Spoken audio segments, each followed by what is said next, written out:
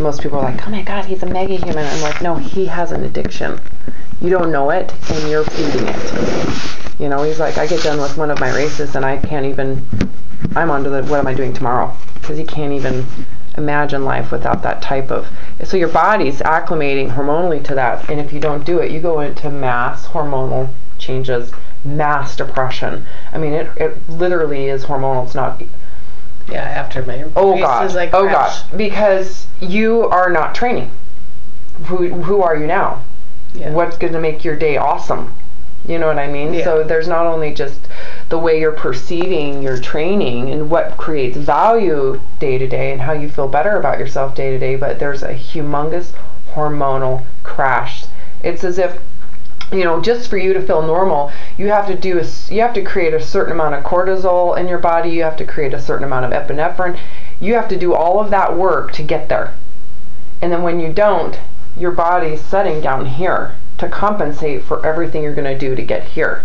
It's like the thyroid. If you have mass surges in thyroid stimulus, the thyroid's going to set way down here to compensate for mass surges. So it sucks to be there. I've been there. It really sucks. Yeah. But anyhow. And you constantly feel like you're on the verge of gaining. Like, you know, as soon as you don't exercise, your body's going to start.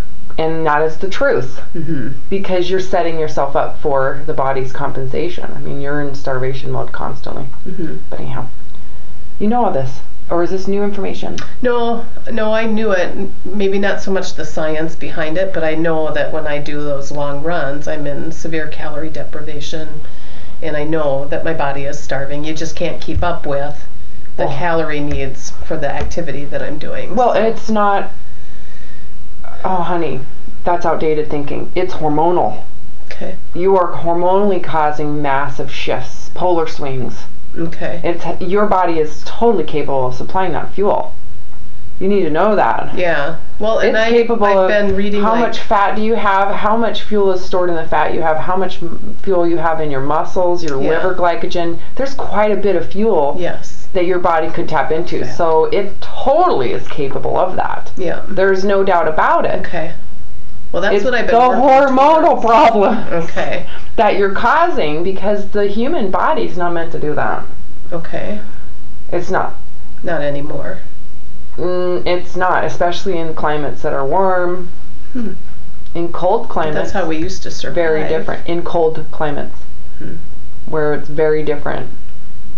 You need to, I will send you to a link to this incredible doctor who's doing a ton of research on cold acclimation. Dr. Jack Cruz. Okay. I haven't seen any research of his. Well, he's a medical doctor who's a little insane. He's awesome. Okay. So he doesn't work at a university, but he works, you know, he's crazy. But he's right on. Like, you're not living in cold Arctic weather. Yeah. So, you know, there's cellular changes, and there's oxygen changes. You know, in cold weather, your body acclimates. It creates more mitochondria to improve oxidation. You're not doing any of that? Nope.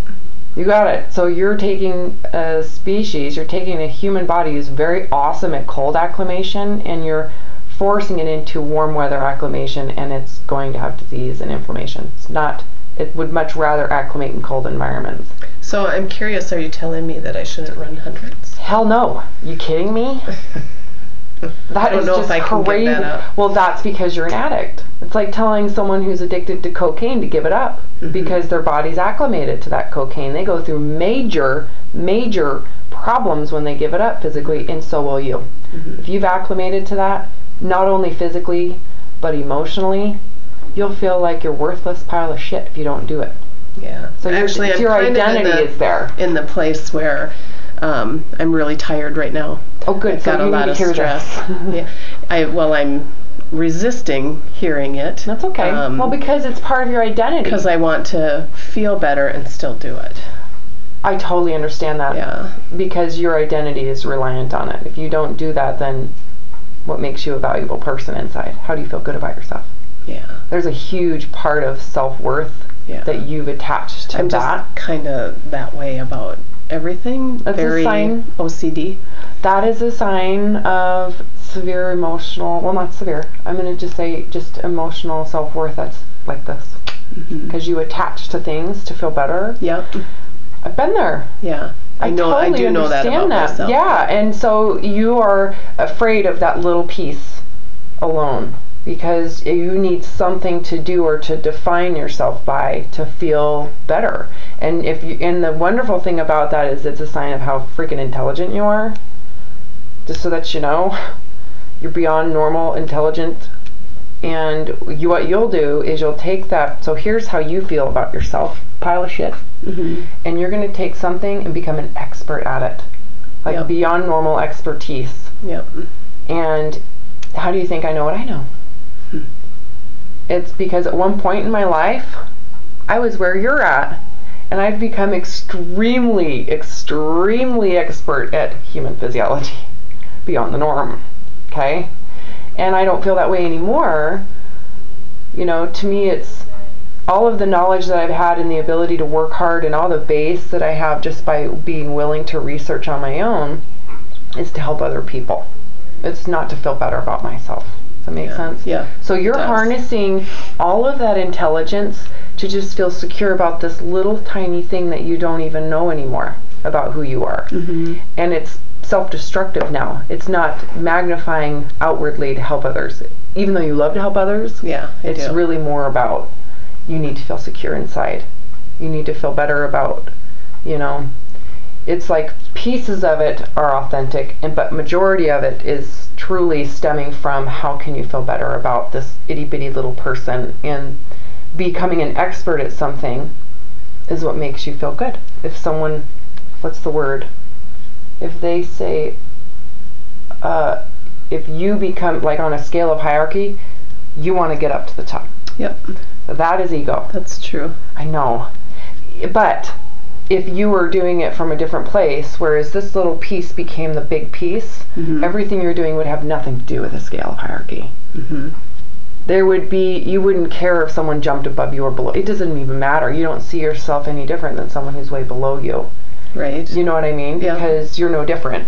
We're all on the same growth and learning path. It's just some people are learning at a different rate or than you are. Just does that make sense? So anyway, so when you look at addiction, which you are totally addicted, physically and psychologically, you will always have massive vulnerability. You will always have emotional eating. And if you don't have emotional eating, you have emotional exercising. The sad part about people who are addicts to exercise is that you probably have two addictions. It's emotional eating and emotional exercising, and they both go hand in hand. There's like, it's one polar opposite to the other polar opposite. Liberty, freedom, but to eat, but severe judgment, severe shame, and sadness, and feeling out of control because you're eating and you're feeling bad about you're choosing food, you're judging the food that you're eating. And then to compensate, your purge is to over-exercise. So then you over-exercise to feel liberty and freedom from all the guilt and shame and irritability and anxiety, almost death from not doing well on this side. So then you create this addiction to excessive exercise on the other side. And then the other addiction on the other side is the fact that you're getting ego out of the accomplishment of it.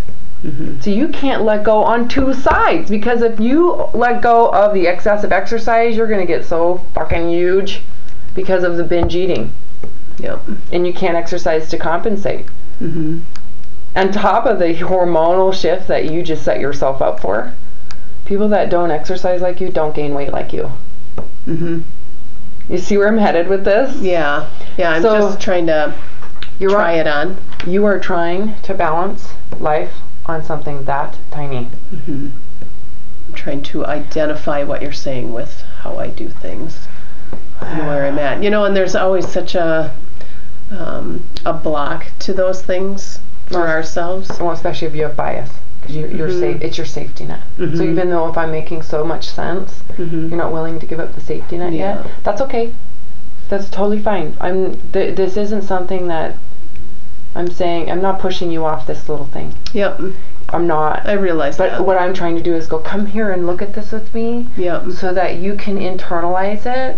And know that there's a way out when you're ready. But right now you need to go through the process of getting to that position where you're really ready to get off of it. Yeah.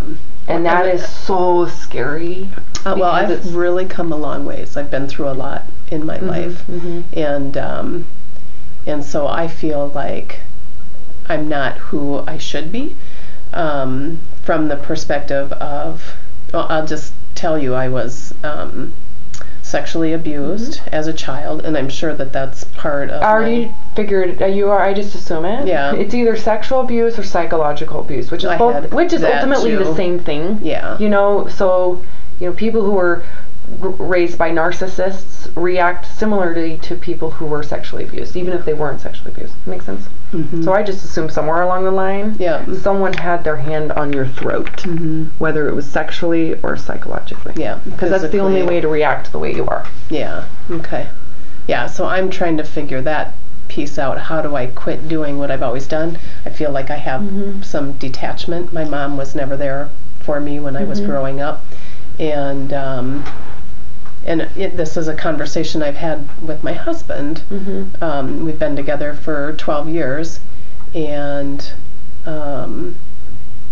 he feels alone. I feel alone, even though we love each other dearly. Oh, absolutely. There's a lot of love there, but I don't know how to change how I am to make it better for him. Oh, sure. In his view, and I don't know him well enough, but from his view, he sees that he's second to the exercise you're doing. To everything else. Well, because you're an addict. Yeah. So he's second to the addiction. This is normal for people who are spouses of addicts. Okay. So you maybe have never ever thought of yourself as an addict. Well, actually, yes. You have? Good.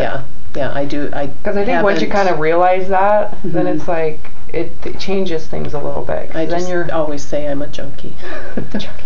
I'm a junkie. Or you need to be thinking in terms of real addiction. Yeah. That's how you feel better about it, because you know that you need it, and if you're an addict, that means that there's got to be an end to it, and you don't want it to go away, because it's protecting you. Yeah. What you're doing is just protecting yourself, and it's as if you're still being raped. So all of your reactions that you're having is if you're still being raped today. I kind of discovered that about 5 years ago. Yeah. Because I've been, trying to work through all of this through the years. And so it makes a lot of sense when you think of your reaction. Your fear and your trauma was severe. Your reaction is severe. So you're on this massive pendulum swing. And the hard part about it is you can't even conceive what it's like to be a middle person, middle ground. Because you've never had that perspective yet. No. I know it. The hardest part is letting go of severity. Okay. Because, you've never, it's like trying something new. It'd be like saying, can you imagine what life would be like if all you did was garden for fun? That'd be boring. Well, that's your bias coming in. Yep. Because that, you don't know. Because you're thinking from a point of extremism. Yeah. So to you, it needs to be severe. Yes. So your reaction is based on what relative to severe, that's boring. Have you ever thought that the most amazing peace comes from the center? And your insanity is from the severe point of view that you have. So when you talk about the center, what are you talking about? Someone that thinks from a middle place. So I can't even. Someone that never has, their view is constantly to see things from the middle point. So you can move. So anytime something happens, you're going to look at the center. So you can understand this severe and this severe side. Yes, okay. But you're constantly looking from the center. So you can take those. He's the perfect person for you, and he thinks you're fucked up. He's like, why are you so crazy? Because he's seeing things from the center. Yeah, he does. Oh, you are so. You've got to just love him. I do. He's a gem. Exactly, and that's why he's still with you, just so that you know. Because if he was crazy, if he was a severe, it wouldn't work out because you would constantly conflict on a severe level. So he is always capable of adapting. Interesting. Yeah. Not to say that because he's an enabler, if that makes any sense, but he's probably not so much because he'll show you a boundary. Real severe, severe enablers will do are also extremists. They'll let you abuse them to the point where they're becoming severe. You know what I mean? Mm-hmm. So anyways, this protocol, I know we're way off topic, but we're right on topic. Mm-hmm. That makes sense. I mean, this protocol is severe. That's probably why you were attracted to it. Yeah. Because it's like you need to be grounded. Yes. That type of thing. And on some level, this protocol will give you an opportunity to create a central view, but you cannot take it to the extreme that you know. You have to take a new path. Yeah. And ultimately, what this is going to give you an opportunity to do is to pull your hormonal swings into the center. Okay. But you have to want to give up the extremism, because this will allow you to change your hormonal rebalancing, so that if you were to choose right now to stop the insanity, you wouldn't have the swing to the other side. You would not gain 60 pounds of adipose tissue.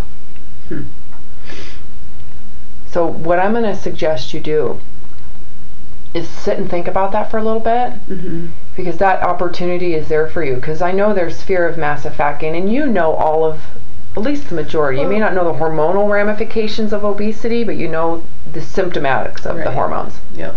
And I will tell you, you have an opportunity here to get off of the crazy town bus. Yeah. No, I don't know if I'm ready. Well, you have to want it so bad. You have to be so desperate and miserable inside and It's sad. Like I just and want to do this race. well, maybe you do this race as your last race, and make a decision, because ultimately there's some really neat parts about this that I could be selling to you, like new mitochondria and better oxidative power. But I'm telling you right now, sounds so appealing. I know for the addiction part. Yeah. There's addiction but I want you to know something. Tired of being out of control. Are you because you realize, I mean, how old are you? You're 46. Can you imagine another 40 years of this shit? No. Because that's where you're headed. You're gonna have, there's gonna come a point where you're gonna have so much inflammation in knee and foot and ankle and spine issues that it's gonna really suck. Yeah. To where you can't. I keep thinking about that too. Yeah, I mean, your body only has so much life to those joints. Take the hormones out. Your bones, your joints. Yeah. I mean, when I think about, gosh, can I do this for another 40 years? I don't know how I could. I hope I can, because it's your identity. Yeah. Because when it ends, you know you're gonna have to jump to another addiction. Yeah. And what's that gonna be? Swimming? Yeah. I'm just telling you. You hate it now because you're running. If you can't run, I guarantee you'll be a swimming addict, and you'll swim for 2 to 3 hours. Crazy. Yeah. You couldn't even imagine 20 minutes. That's a warm-up. Yeah. I know. That's not even I was there once before. Yeah. And all I do now is I did 10 minutes on the treadmill walking. And I did pull-ups, squats, and that was it. I couldn't have imagined that before. Yeah. And what's amazing is I'm maintaining 9% body fat with 20 minutes. You wanna know why? Because my hormones are balanced. Yeah. And I'm way healthier. My resting heart rate's still in the 50s. Incredible. I'm telling you, your world is a controlled world, and the human body does not do well in controlled worlds. It's way better in the center. I made the jump, and I'm telling you, there's a whole new world that you're not learning and becoming an expert at. Yeah. Because you're afraid. There's fear. Anything that's driven by fear will always hit a wall. It will always end in disease and issues. The biggest fear is you're at risk for cancer right now because of the inflammation. Yeah. And that you take it so far that everything you teach, you are at risk for because of the extremism. Yeah. On the other side. So you need to take some time to think about it. This protocol is basically putting all those hormones on a tip. But it's not minimizing tip, it's magnifying tip. That makes sense. So we're doing something completely opposite of what you're doing to your body, and it can regenerate and improve. But it's very temporary. The law of adaptation. Yeah. It will only last for a small period of time until you go and ruin things, which will happen immediately because you're going to want to train, and immediately you'll take it and you're wasting your money. Yeah. Because you'll take all of that hormonal change and you'll fuck it up. Yeah. Because you're going to retrain something that's going minimizing on the tip. Itty bitty. Yeah.